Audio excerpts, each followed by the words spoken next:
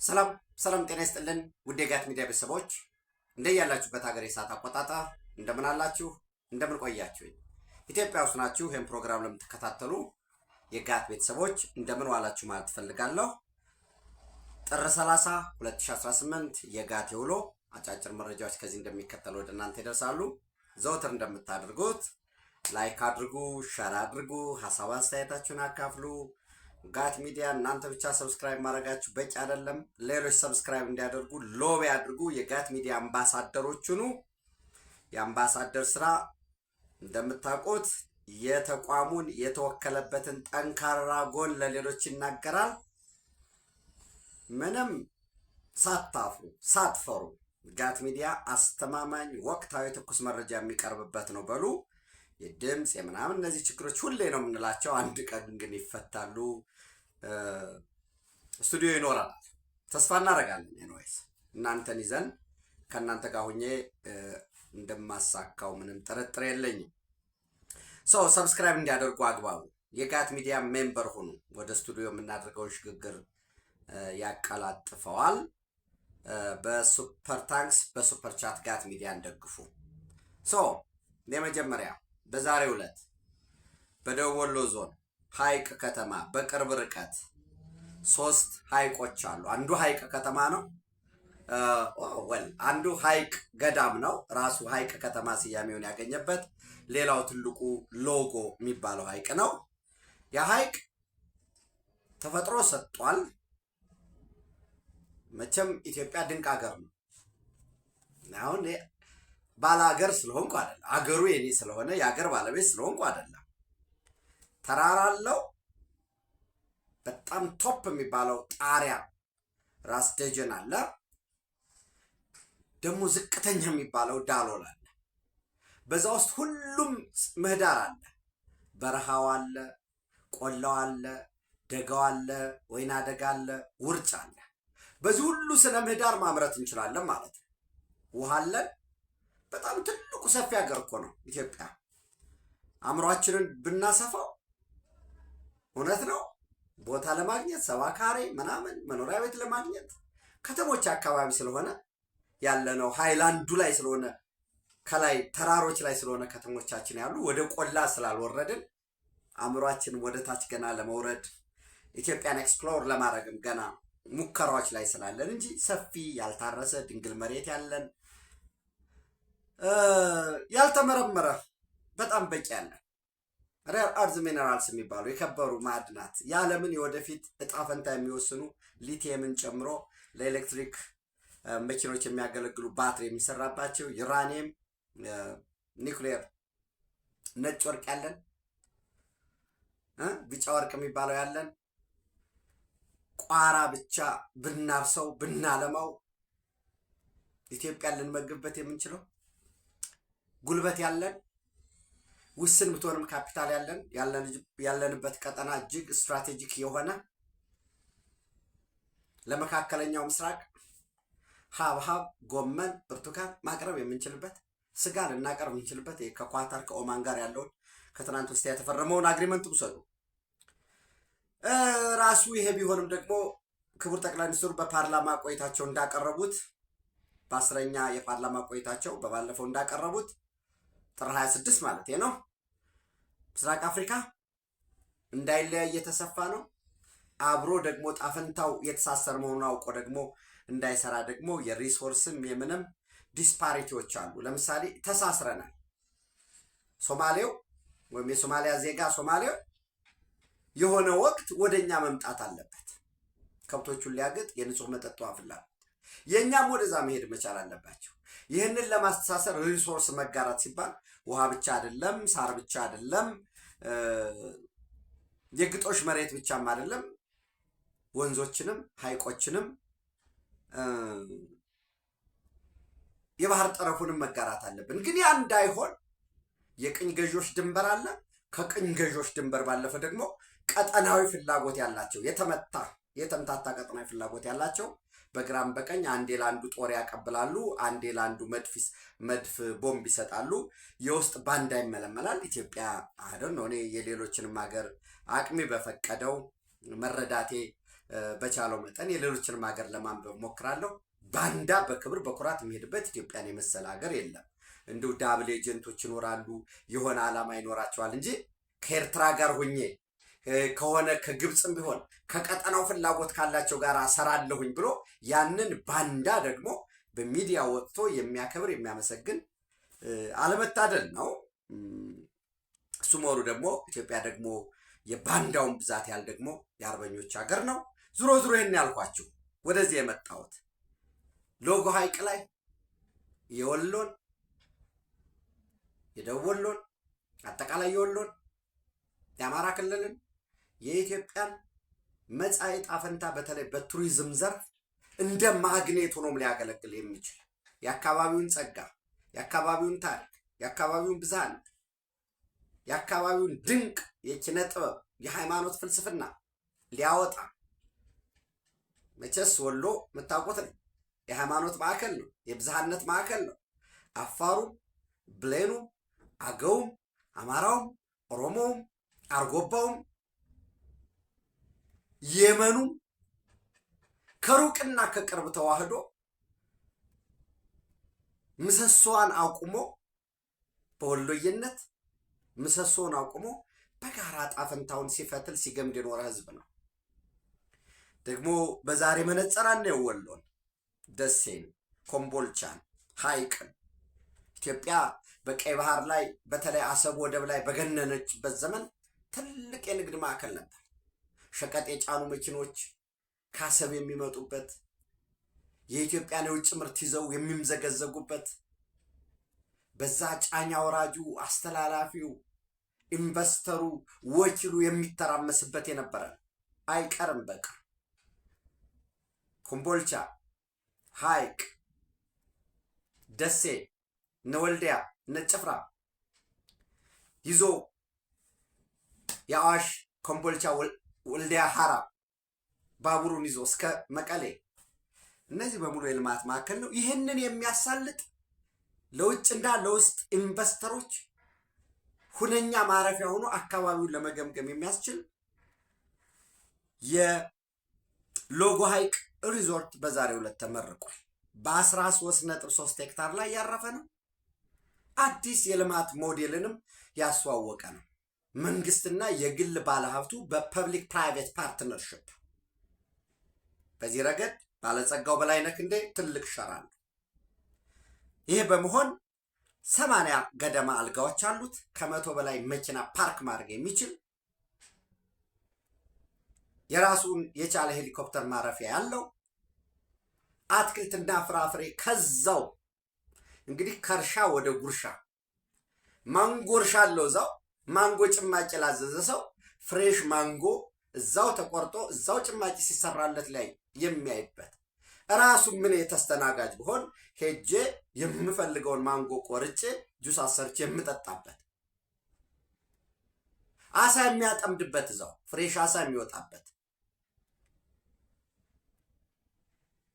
የጀልባ ሽርሽር የሚኖርበት የአካባቢው ጸጋ፣ የኪነ ጥበብ፣ የባህል፣ የሃይማኖት ብዝሃነት የወደፊት ዕጣ ፈንታው የሚመከርበት በአካባቢው ያሉ ዩኒቨርሲቲዎች የወሎ ዩኒቨርሲቲ፣ የወልዲያ ዩኒቨርሲቲ፣ የመንግስታዊ ተቋማት፣ የኮምቦልቻ ኢንዱስትሪ ዞን ውስጥ ያሉ ትልልቅ አልሚዎች አሁንም አሉ፣ ወደፊትም ይመጣሉ። እነሱ እንግዲህ ከኮምቦልቻ ድራይቭ አድርገው ሐይቅ ቅርብ ነው፣ እሁድ ቅዳሜ የሚያሳልፉበት ሌሎች ትልልቅ በሂደት ላይ ያሉ ወደ ኢንዱስትሪ ዞኑ ለመግባት በሂደት ላይ ያሉ አሉ። በተለይ የአሰብ ወደብ ወደ ኢትዮጵያ በተመለሰበት ቅጽበት አፋር ላይ ያለው ሎጅ፣ ራሱ አሰብ ላይ ያለው ሪዞርት፣ ይሄ በተመጋጋቢነት ከአዲስ አበባ ሰላማችንን ሲጠበቅ ድራይቭ አድርገው ይህን መልክዓ ምድር ጎብኝተው ደብረ ብርሃንን፣ መንዝን፣ አጣየን ያን አካባቢ ጎብኝቶ ሂዶ እዛው ሐይቅ ከዛ ደግሞ ድራይቭ አድርገው የአፋርን፣ ኤርታሌን፣ አሳይታን ያ ሁሉ የምንጎበኝበት አንድ የኢንቨስትመንት መዳረሻ ጀስት ሪዞርት አይደለም ነው፣ ሪዞርት ነው ግን የኢንቨስትመንት ስበት ማዕከል ነው። አካባቢውን ብታዩት እኔ 2-3 ጊዜ ስለማቀው እና የመገለጥ ልክ የማየት ልክ እጅግ በጣም ወሳኝ ነው። ከዛ ባለፈ በዛው ራሱ ሐይቅ ውስጥ የሐይቅ እስጢፋኖስ አቡነ ኢየሱስ ሞዐ አንድነት ገዳም አለ። ሰው ሰራሽ ሃይማኖታዊ ነው፣ ሰው ሰራሽ የቱሪዝም መዳረሻ ነው። በዛ እንግዲህ በዘመኑ መጽሐፍቶችን ሰብስበው ትልቅ ላይብራሪ በሚባል ደረጃ ያደራጁበት የሰለሞን ስርወ መንግስትን እንደመለሱ የሚነገርላቸው የሰለሞናዊ ስርወ መንግስት መላሽ ናቸው የተባሉት ከዛጉዌ ጋር ተነጋግረው በዛ ውስጥ አቡነ ተክለ ሃይማኖት ይኖራሉ። እዛው እንግዲህ የእስጢፋኖስ ገዳም ሐይቅ እስጢፋኖስ አቡነ ኢየሱስ ሞዐ አንድነት ገዳምን እንደ ሃይማኖት አትዩት። ልክ ከምብሪጅ፣ ሃርቫርድ፣ ኦክስፎርድ የሚባሉት የሃይማኖት ተቋማት በኋላ ወደ ዩኒቨርሲቲ እንዳደጉ እኛ ሀገር ላይ እንግዲህ ሌሎች ሀገራት ከራሳቸው ነው ያሳደጉት። የሃይማኖት ተቋማትን የሃይማኖት ትምህርት ቤቶች ናቸው በሂደት ቀስ እያሉ ወደ ዓለማዊ ትምህርት የሄዱት። ለምሳሌ ዲግሪ ላይ አይታችኋል አይደል? ቆቡ የሃይማኖት የመነኩሴዎች ቆብ ነው። ቀሚሱ ወይ ገዋን የምንለው የመነኩሴዎች ቀሚስ ነው። ከዛ የሚሰጠው ይሄ ዲፕሎማ ተብሎ ወረቀት የሚሰጠው ዲፕሎማ አይደል የሚባለው? ድሮ የካቶሊክ ቤተክርስቲያኗ በተለይ በሮማን በኋላ በባዛንታይን ዘመን ወኪል ሆነው ሲላኩ ያን ምስክር ወረቀት ይሰጥ ነበር። እነዛ ናቸው በኋላ ወደ ዘመናዊው አካዳሚክ ዓለም የመጡ። እንዲያው እሱን አንድ ቀን የግል ንባብ መረዳቴን በዚህ ጉዳይ አወራችኋለሁ። ይህ የሞዐ እስጢፋኖስ የሐይቅ እስጢፋኖስ አቡነ ኢየሱስ ሞዐ አንድነት ገዳም ሊጎበኝ ሊመረመር ሊጠና የሚገባው ነው። እንዳልኳችሁ የወራሴ ወይንም ይህንን የሰለሞናዊ ስርወ መንግስት መላሽ የተባሉት አፄ ይኩኖ አምላክ የሐይቅ እስጢፋኖስ ተማሪ የነበሩ ናቸው። እነ አቡነ ተክለ ሃይማኖት ይመጣሉ።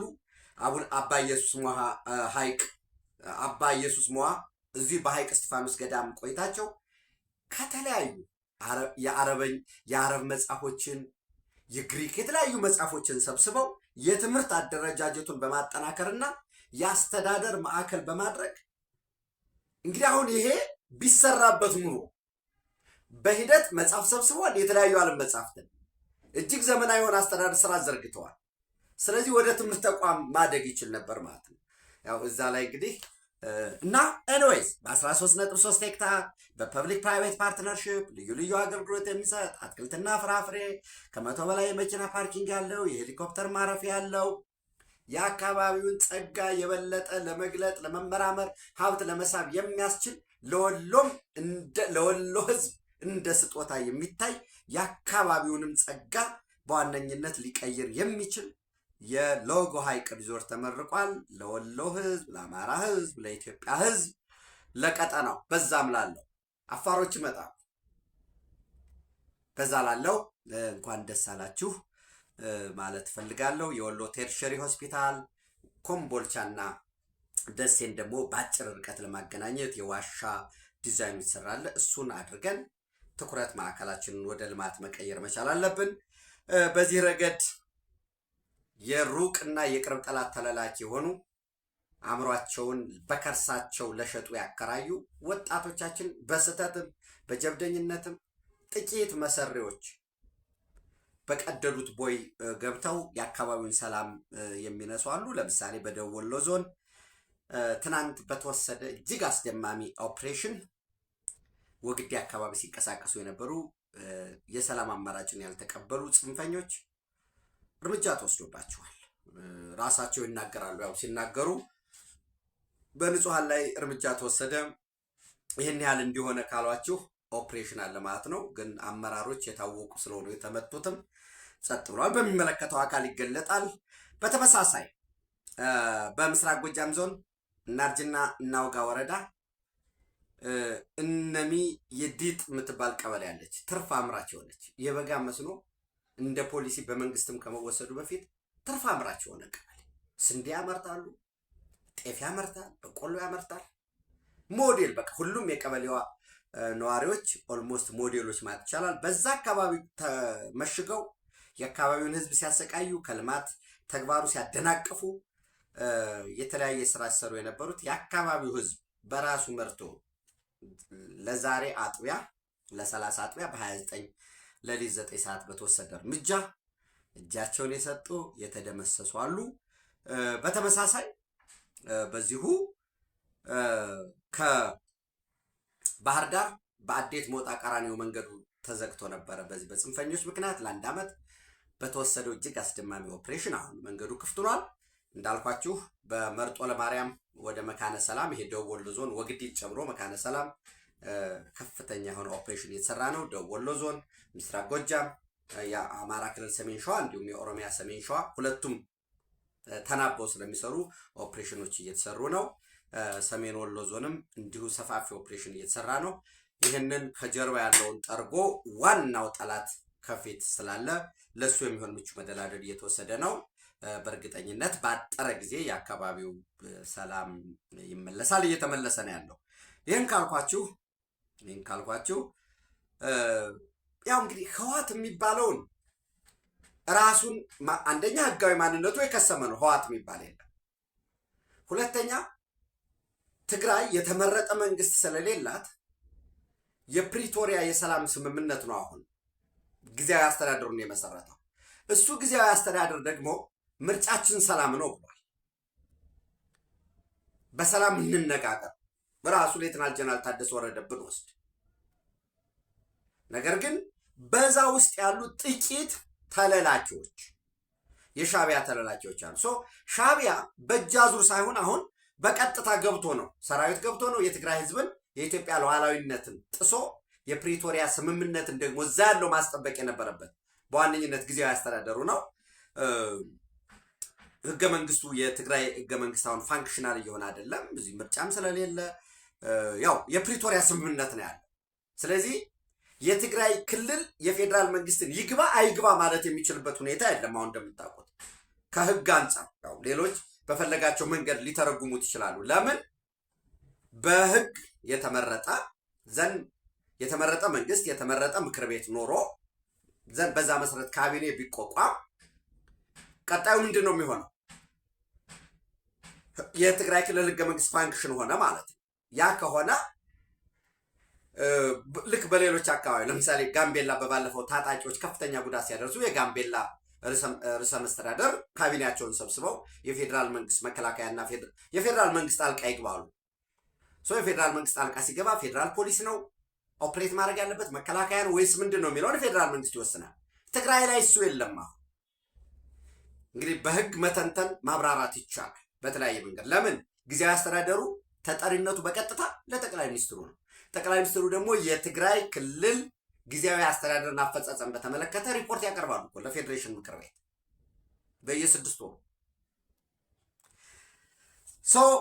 በታህታይ አዲያቦ ለምሳሌ በዛሬው ዕለት በአዲ አሳር በአዲ ጸጸር እርዲ ማቴዎስ የሻቢያ ጦር አሁን የህወሓት የታጣቂውን ልብስ ነበር የሚለብሱ የነበረው። አሁን ፐብሊካሊ የራሳቸውን ተሽከርካሪ የራሳቸውን የጦር መሳሪያዎች ይዘው እዚህ አካባቢ በጋራ ከአርሚ 13 እና አርሚ 42 ከሚባለው ታጣቂ ጋራ ጆይንትሊ እየተንቀሳቀሱ ነው። ለፌዴራል መንግስት ወይም ለኛ አይታዘዙም የሚሏቸውን በጋራ ያስራሉ፣ ይሰውራሉ፣ ወደ ኤርትራ ያሻግራሉ። የአካባቢ ወጣቶችን እየመለመሉ ወደ ኤርትራ እየወሰዱ ወታደራዊ ስልጠና እየሰጡ ነው። በተመሳሳይ አርሚ 15 ኮር 13 ዛሬ ጠዋት በአርሚ 15 የአርሚው አዛዥ ኮሎኔል ኃይለስላሴ አሰፋ በቅጽል ስሙ ወዲ ፈጠነ ሸኝቷቸዋል። ወደ ኤርትራ ጉዞ ጀምረዋል። አርሚ 15 ኮር 3 153 የሚባለው ማለት አርሚ 15 ነው ካልኳችሁ፣ ኮር 3 ካልኳችሁ 153 ነው፣ 4 ካልኳችሁ 154፣ 5 ካልኳችሁ 155 እያለ ይቀጥላል ማለት ነው። ስለዚህ ዛሬ አሸኛኘት ተደርጎላቸዋል። ከዚህ በፊትም ደጋግሜ ለእናንተ እንደነገርኳችሁ አርሚ 15 እንደ ትዕዛዝ የተሰጠው ሸረሪና ባለው በሱዳን ድንበር በኩል ሂዶ ከአርሚ 7 ጋር በመሆን ተደርቦ አርሚ 7 መካናይዝድ ኮማንዶ ያለው ነው። በዋነኝነት ማይካድራን እና በረከት አካባቢ ያሉ አማራዎችን በማንነት አማራዎችን እየለዩ እየጨፈጨፈ የሄደው የሳምሪ ቡድን ነው። ከዚያ የተውጣጣና ስልጠና የተሰጠው ነው። እዛው ከአርሚ 70 ውስጥ ኮር 1 ኮር 2 ኮር 3 የሚል አደረጃጀት አለው። የተወሰኑ ኮሮች ከአልቡርሃን ጋር ከሱዳን መከላከያ ኃይል ሱዳን አርሚ ፎርስ ጋር ተዳብረው ራፒድ ሰፖርት ፎርሱ በቀጥታ ጦርነት ውስጥ የተሳተፉ ናቸው። ለዛም የሚሆን ለእያንዳንዱ ወታደር በዶላር ክፍያ ይከፈላል። ለነ ጀነራል ሙዓዝ የሚባሉት እነሱ ደግሞ ገንዘቡን ውጭ በተከፈተ አካውንት ያስገባሉ ማለት ነው። ለህዋት ነጋዴዎች በዛ 50 ማክሲመም 50 ቢሞሉ ዝም ብለን 50 እነ ፈትለወርቅ እነ ደብረ ጽዮን እነ ጌታቸው አሰፋ ያሉበት 50 እንዲሞሉ ያደረግነው ማክሲመሙን ወስደን ነው። እነ ዳዊት ገብረ እግዚአብሔር ይህንን የውጭ በዶላር የሚከፈለውን ገንዘብ ያቀላጥፋሉ። ኤርትራ ይሄዳል፣ ካርቱም ፖርት ሱዳን ይሄዳል። በቅርቡም የመን ሰና እንደነበረ በተመሳሳይ ካይሮም እንደሚመላለስ የጦር መሳሪያ ንግዱን የሚያቀላጥፈው እሱ ነው። ድሮም ቢሆን በበረሃ ትግልም ይሄንን ስራ እንዲመራ ተሰይሞ የነበረ ሰው ማለት ነው። አርሚ 15 ኮር 1 ከዚህ በፊት ሸረሪና ሄዳለች። አርሚ 15 ኮር 3 እንግዲህ ወዴት ነው የሚሄደው? ወደ ኤርትራ ተሸኝቷል እንዳልኳችሁ። በጠለምት ግንባር ትናንት ምሽት ጀምሮ ምሽግ ቆፍረው ለጦርነት እየተዘጋጁ ነው።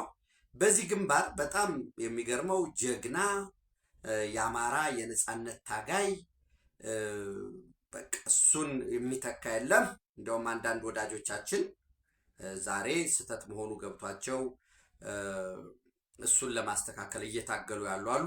ሄሊኮፕተር የማረከ ሁሉ እየተባለ ሲዘፈንለት ሲዘመርለት የነበረው ሰፈር መለስ ቀጥተኛ ትዕዛዝ ተቀብሎ በዋልድባ በኩል ከሽሬ ትጥቅም ስንቅም ገንዘብም ተቀብሎ ምን ያህል ስናይፐሮች፣ ምን ያህል ዲሽቃዎች፣ ምን ያህል ክላሽ፣ ምን ያህል የክላሽ ጥይት፣ የብሬን ጥይት፣ የዲሽቃ ጥይት በዝርዝር ይታወቃል። ከሽሬ ነው ያገኘው። አርሚ 11 ሽሬ ውስጥ የምትንቀሳቀሰዋ አርሚ 11 ነች ተተኳሽና ስንቅ የተሰጠው። ይህንን ይዞ በጀርባ በጠገዴ በኩል በዚህ አርማደጋ በዋልድባ በኩል ለማጥቃት ወደ ወልቃይት፣ ከዛ ደግሞ እንግዲህ የወልቃይት ስኳር ፋብሪካውን እሱን ተሻግሮ ወደ ሰቲት ሁመራ ወደ ሁመራ ለመገስገስ ኃይልም ለማዛባት ሰፈር መለስ ተልኮ ተቀብሎ ምሽግ ቆፍረው ቦታ የያዙበት ሁኔታ ነው ያለው። አላማጣ ዛሬ ጠዋት ምሽግ አካባቢ ያሉትን ቦታ ይዘው የነበሩትን እየሰበሰቡ ወደ ትምህርት ቤቶች በአካባቢው ባሉ ትምህርት ቤቶች እየሰበሰቧቸው ነው። ኦሪንቴሽን ግምገማ እንደሚሰጥ እዛው ከቦታው ያሉ ምንድን ነው የተሰጣቸው ተልኮ፣ ስብሰባው ምን ነበር፣ እነማን ሰበሰቧቸው፣ የቀጣይ የስምሪት አቅጣጫው ምን ይመስላል የሚለውን በኋላ ላይ ወደ እናንተ ማድረሳችሁ ይሆናል። በአፋር በኩል በያሎ በኩል አሁን ተኩስ ጋብ ብሏል። ነገር ግን እንዳልኳችሁ በወልቃይት በበረከት በኩል አርሚ 70 አርሚ 15 አንድ ይቺ የምትሄደው አርሚስ ምንድን ነው የሚለውን እናያለን። በኦምሃጅር በኤርትራ ድንበር በሐምዳይት በሽራሮ በዋልድባ በጠገዴ እና እዚህ የህዋት ታጣቂ ኃይል ሻቢያ ራሱን የአማራ ፋኖ ብሔራዊ ንቅናቄ ብሎ የሚጠራው ህዋትን አዝሎ ሻቢያን መንገድ ለመምራት ለኢትዮጵያ ታሪካዊ ጠላቶች መንገድ ጠራጊ ለመሆን የቆረጠው የትም አይደርስም። ምክንያቱም ቀጠናዊ የኃይል ልውጦች በፍጥነት እየተቀያየሩ ነው። እሱን ከዚህ አሁን ቀጥዬ እሱን ነግራቸዋለሁ። ዝግጅት እያደረጉ ነው ያሉት። በኢትዮጵያ መንግስት ያለው ዝግጅት የወትሮ ዝግጅነት አስተማማኝ ነው። ሊሞክሩ ይችላሉ፣ አካባቢውን ሊያቆስሉ በንጹሃን ላይ ወይንም የክህደት ታሪካቸው ይመዘገባል። ከዛ በተረፈ አንዲትም ስንዝር ወደፊት ሊራመዱ የሚችሉበት አቅምም ወኔም ብቃትም የላቸውም እና አንዳንዶች ታዲያ ከሆነ ለምን ንቀን መተው እንችላለን፣ ግን ለታሪክ መመዝገብ ስላለበት ነው ማለት ነው። ሌላው እንግዲህ ምናልባት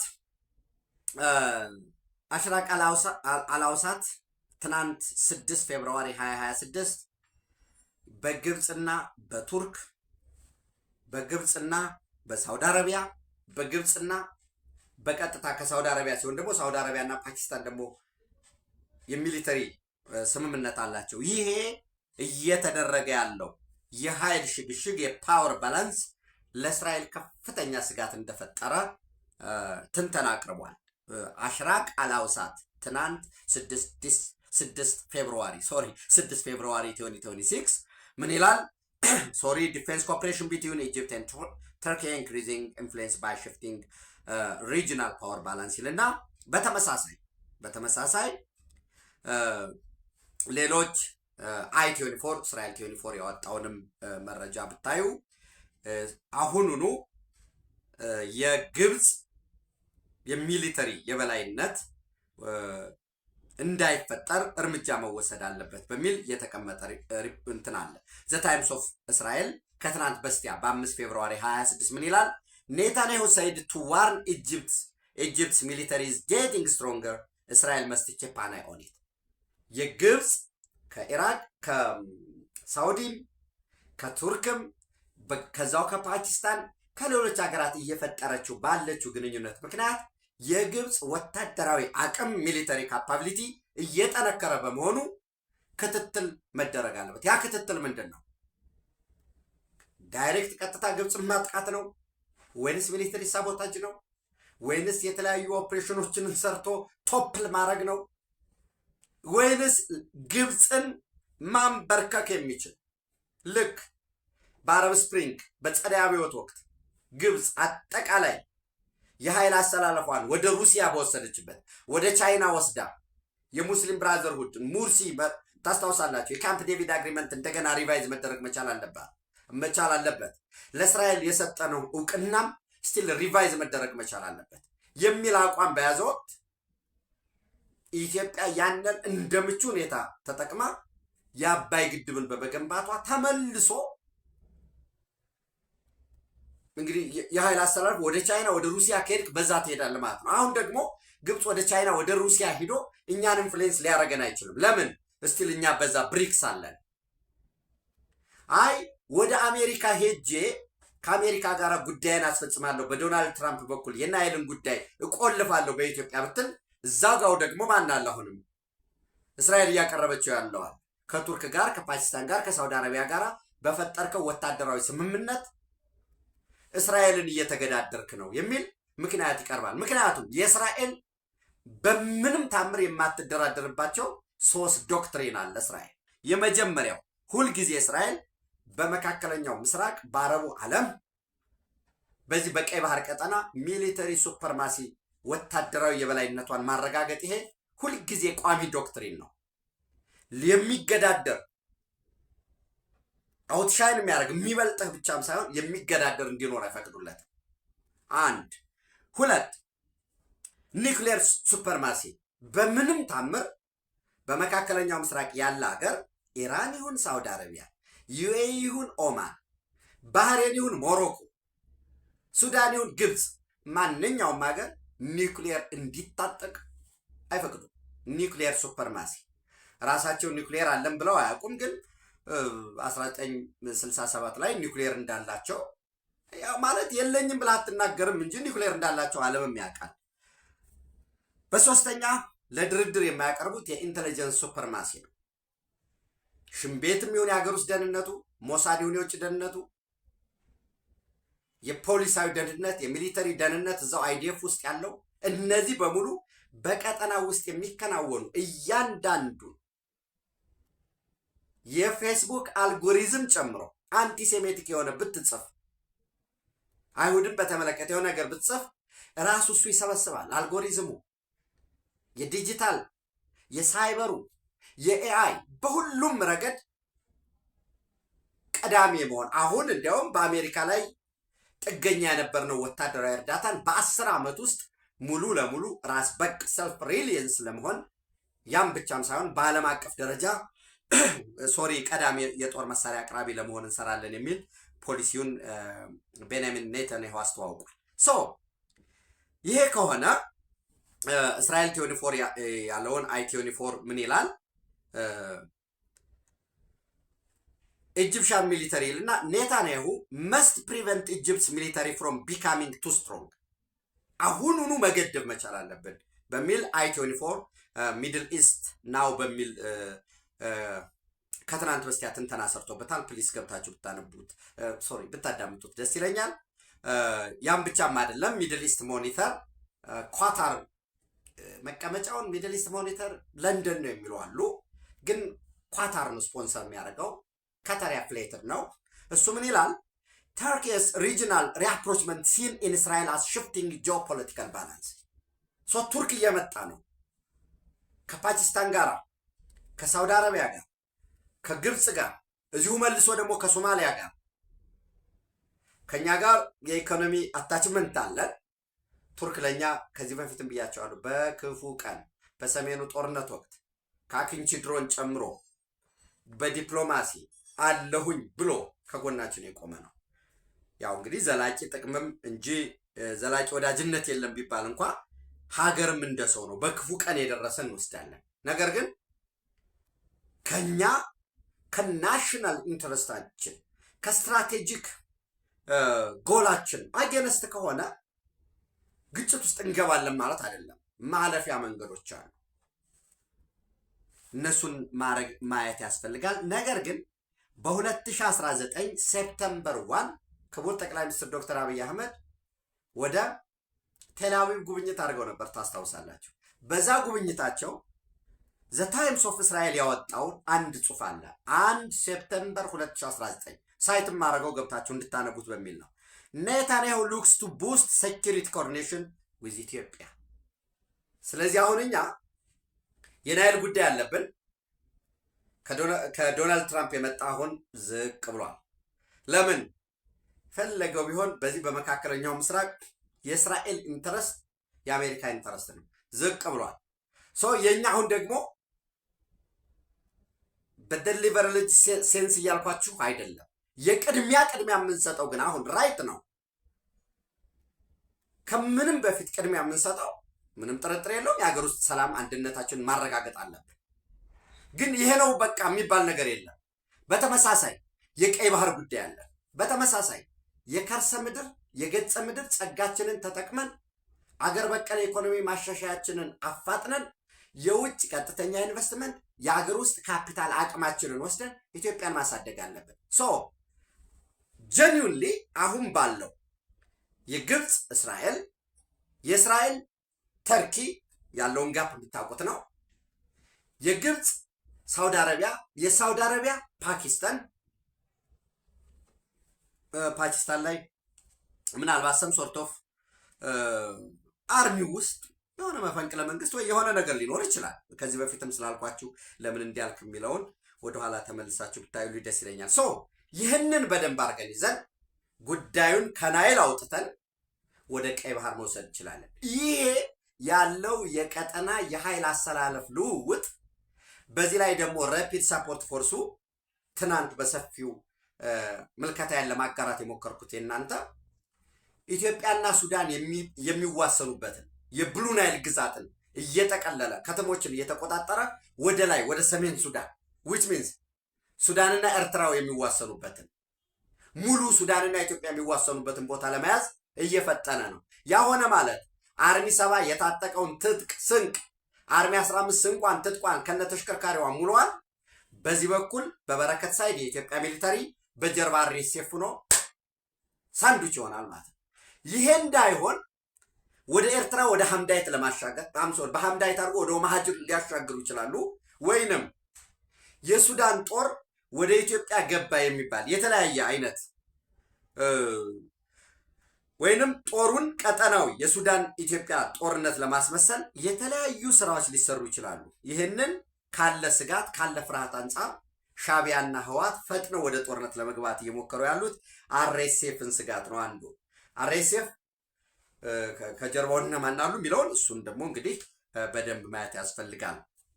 ሪጂናል ፓወር ሪቨለሪስ ሳውዲ በዛም ቻድም ሌሎችም ያሉበት አለ። በተመሳሳይ ታስ የሚባለው ሱዳን ፋውንዲንግ አሊያንስ ወይም ታስ የሚባለው ግብፅ በአደራዳሪነት የሚሆን በቀጥታ የሰላም አደራዳሪነት እንዲሁም በኳድ በሚባለው ይሄ አራቱ ኳድ የሚባል ይሄ አራቱ ማለት ነው። አሜሪካ፣ ዩናይትድ አረብ ኤሚሬት፣ ሳውዲ አረቢያ እና ግብፅ ባሉበት ከዛም ከኳድ መውጣት አለባት። በሱዳን የውስጥ ሰላም ለማሸማገል የምታደርገውን ደግሞ ፍጹም አንቀበልም፣ ምክንያቱም የሱዳን አርሚ ፎርስን ደግፋ እየተዋጋች ነው በሚል ያቀረበው አለ። በተመሳሳይ ኢራን፣ እስራኤል፣ ዩናይትድ ስቴትስ ኦፍ አሜሪካ ድርድሩን በተመለከተ እንግዲህ ትናንት ዶናልድ ትራምፕ ጥሩ ነው ተስፋ ሰጭ ነው አለ። በተመሳሳይ ግን ትናንት አርብ በውሳኔ ቁጥር ኤክስኪሽን ኦርደር 13846 12 ገጽ ገደማ ነው። ፕሊስ ገብታችሁ ይዩት። ኤክስኪሽን ኦርደር 13846 ብላችሁ ገብታችሁ ብታዩት 12 ገጽ ነው። ከኢራን ጋር ግንኙነት ያላቸው የአሜሪካ የሚሆን የሌሎች ተቋማት ላይ ማዕቀብ መጣል አለበት በሚል ዝርዝር በዚያ አንቀጽ መሰረት 2 ግለሰቦች 15 ተቋማትና 14 መርከቦች ላይ ማዕቀብ ተጥሏል። ስለዚህ በአንድ በኩል ድርድር እያካሄድን ነው ተስፋ ሰጭ ነው ይላል፣ በሌላ መልኩ ደግሞ ማዕቀብ እየተጣለ ነው። ስለዚህ ኢንቲሚዴሽን አለው፣ ፕሮቮኬሽን አለው፣ ፕሬዠር አለው፣ ማስፈራሪያ አለው ማለት ነው። አባስ አርጋቺ ደግሞ ለኢርና ለሚባለው ለኢራን መንግስታዊ የዜና ተቋም ኢስላሚክ ሪፐብሊክ ኒውስ ኤጀንሲ ማለት ነው፣ ኢርና ማለት ምህጻረ ቃል ነው። ለዛ ድርድሩ ተስፋ ሰጭ ነው፣ መልሰን እንገናኛለን። ነገር ግን ድርድሩ ውጤታማና ቀጣይነት ያለው ይሆን ዘንድ ከአሜሪካ በኩል ማስፈራሪያ፣ ማንገራገሪያ፣ ጫና ሊኖር አይገባም የሚል እሱን አቅርቧል። ትናንት ነው ድርድሩ የተካሄደው።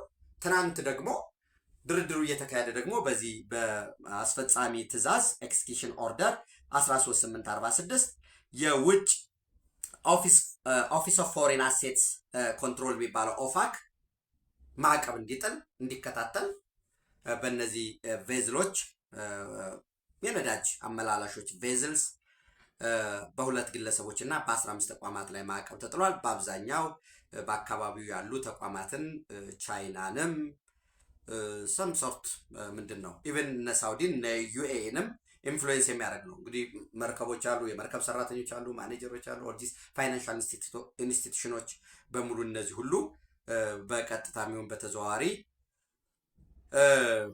ጫና የሚደርስባቸው ነው የሚሆነው ማለት ነው። ሶ የኢራን የውጭ ጉዳይ ሚኒስትር አባስ አርጋቺ ምንድን ነው የሚሉት? ኢራንስ ፎሬን ሚኒስትር አባስ አርጋቺ said Iran made clear in tasks with United States that discussion were limited strictly to the nuclear issue በኒውክሌር ጉዳይ ብቻ ነው የምንወያየው። ምክንያቱም ምንም ይላል ሌሎች ተብሎ የቀረቡ የባሊስቲክ ሚሳይሎችን ርቀት መገደብ፣ አንድ ኢራን ለአሸባሪዎች የምታደርገውን ድጋፍ የገንዘብም ድጋፍ የመሳሪያም ድጋፍ የፕሮፓጋንዳ ድጋፍ ሊሚት እንድታረግ፣ 2 በሶስተኛ የውስጥ አስተዳደሯን ወይም ዲሞክራታይዜሽኗን በተመለከተ፣ 4ኛ ያው የኢኮኖሚ ጉዳይ የነዳጅ ጉዳይ ይመጣል። ነገር ግን ምን ይላሉ አባስ አርጋቺ? በኒውክሌር ጉዳይ ላይ ተወያይተናል ካሉ በኋላ limited strictly to the nuclear issue and could only continue in the absence of threats or pressure ልንቀጥል የምንችለው በተጽዕኖ እየተደረገ እያስፈራሩ መሆን የለበትም ይሉና ስፒኪንግ ቱ ኢርና ያልኳችሁ ኢስላሚክ ሪፐብሊክ ኒውስ ኤጀንሲ አርጋቺ said Iran told the US that the subject of our talks is solely nuclear የምንወያየው በኒውክሌር ላይ ብቻ ነው ብለን ነግረናቸዋል and that Tehran would not engage Washington on any other matter በሌሎች ጉዳይ አንወያይም። which means በሌሎች ጉዳይ ካልተወያየ የአይሲቢኤም ጉዳይ የኢንተርኮንቲኔንታል ባሊስቲክ ሚሳይሉ ጉዳይ የሽብርተኝነት ጉዳይ የዚህ ድጋፎች ለሐማስ ለሃውቲ ለኢራቅ ሚሊሻ ወይ ቀጣይ ደግሞ ለሌሎች በዚህ ጉዳይ ላይ on any other matters he added that Iran stress negotiation must take place in a calm environment በተረጋጋ ሁኔታ without tension and without threat ይላል። ነገር ግን ይሄ የኦፋክ ኦፊስ ኦፍ ፎሬን አሴትስ ኮንትሮል ትናንት ፍራይዴይ በኤክስኪዩቲቭ ኦርደር 13846 መሰረት የተጫነው የተላለፈው ማዕቀብ ከፍተኛ ስጋት የሚፈጥር ነው። ኦፍ ኮርስ የቀድሞው የኢራን የኒውክሌር ተደራዳሪ ሰይድ ሁሴን ሙሳቢያን ያቀረቡታል። ከድርድሩ ጀርባ የአሜሪካ ኢራን ድርድር አይደለም ወሳኙ። ከአሜሪካ ጀርባ እስራኤል አለ። የእስራኤል ኢራን ድርድር ነው። እስራኤል ደግሞ በምንም ታምር በኒውክሌር የበላይነቷ፣ በሚሊተሪ የበላይነቷ፣ በኢንተለጀንስ የበላይነቷ የቀጠናው የኃይል የበላይ በዛ ላይ ለድርድር አትቀርብም። ነገር ግን አሁን ባለው ኢራን ኒውክሌር ኢንሪችድ የሆነ ኒውክሌርም አላት። አስፈላጊ ከሆነ ሊሚትድ ሊሆን ይችላል እንጂ ኒውክሌር ዋርሄድ ያላቸው የጦር መሳሪያዎች መታጠቅ የምትችልበት ሁኔታ አለ። ይህንን ደግሞ እስራኤል አትፈቅድም በሚል ያቀረበው አለ። እንደ አማራጭ የቀድሞ የኢራን የኒውክሌር ተደራዳሪ ሰይድ ሁሴን ሙሳቢያን ምን ይላል?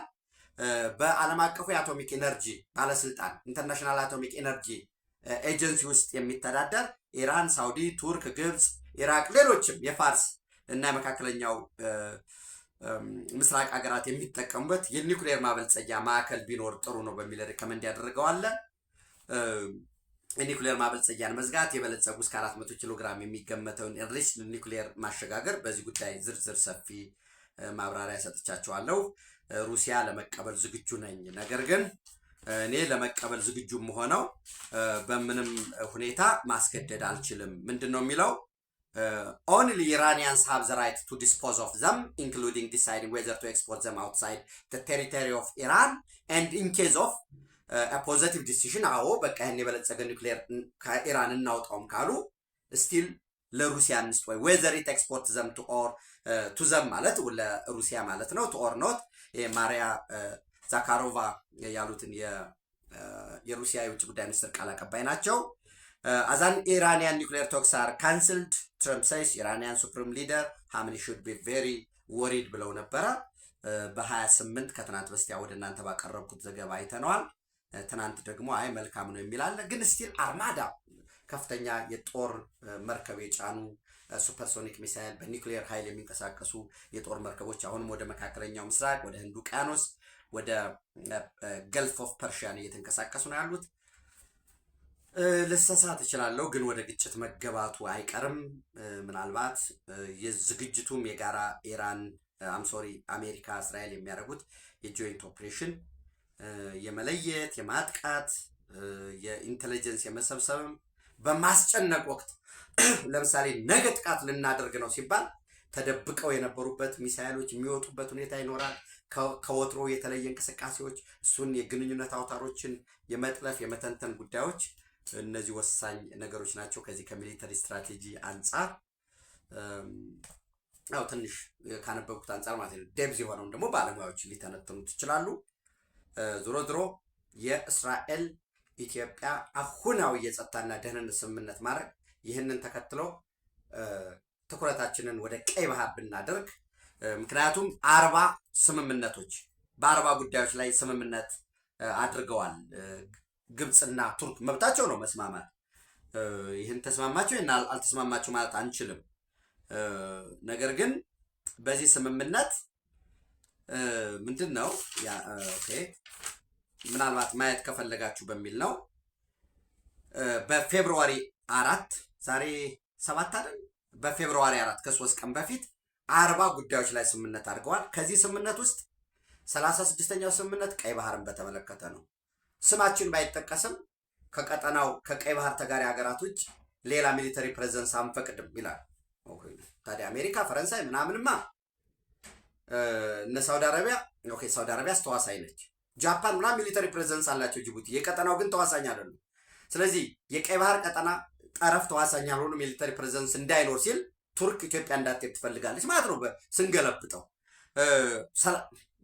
ስምምነት 38 ላይ ደግሞ እዛው ከ40 ውስጥ 38 ስለ ናይል ይወራል። ናይል የግብፅ ህልውና መሆኑን ተቀብለናል ይላል። ስለዚህ 0% ኮንትሪቢዩት ለምታደርገው ግብፅ የናይል ህልውናን ተቀብሎ ቀጥታም በተዘዋዋሪም ህልውናችን በተወሰነበት ጉዳይ ላይ ስለ ቀይ ባህር ያን አይነት ስምምነት መድረስ ትክክል አይደለም።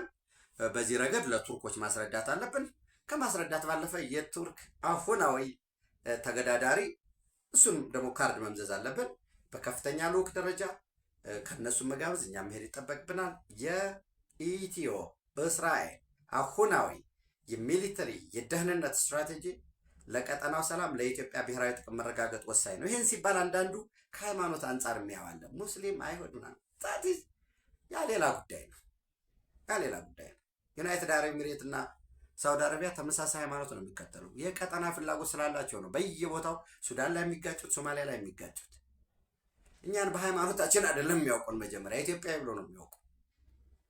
ሃይማኖታችንን ማስከበር እንዲከበር መስራት አለብን። ግን አንዳንዱ የሃይማኖት ካርድ ይዞ ያችን ብቻ ይዞ የማን በሬ ገደል ገባ ምናምን ይላል። ከኢትዮጵያ አንጻር እናስበው። ኢትዮጵያ በክብር ለዘላለም ነው። ታንኪዩ